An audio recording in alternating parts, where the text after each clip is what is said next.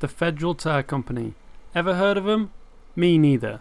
They have a cool eagle logo and they're based in the Taoyuan district of northern Taiwan.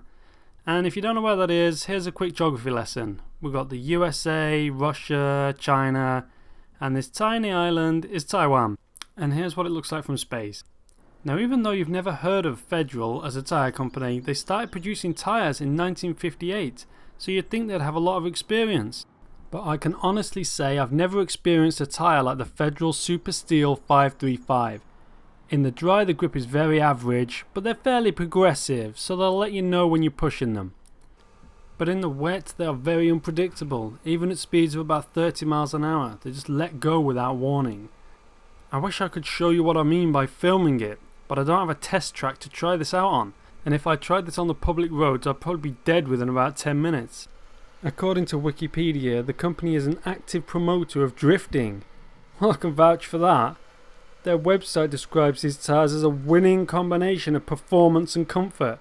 Federal SS535 brings new meaning to high performance, superior performance, uncommon handling, combined with exceptional acceleration and stopping capabilities in wet dry weather and surfaces.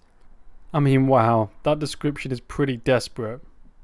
I know it sounds like I've been giving these tyres a hard time, but just look at this symbol. It looks like a car bouncing around up on two wheels. That can't be good.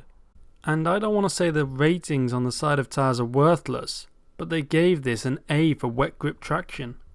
Now, before I show you the noise test I carried out on these tyres, I'm going to have to apologise because my girlfriend holds a camera like a UFO enthusiast from the 50s.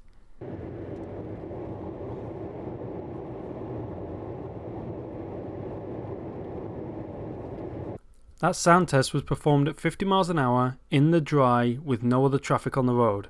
The average reading was 75 to 76 decibels, so they're slightly on the noisy side.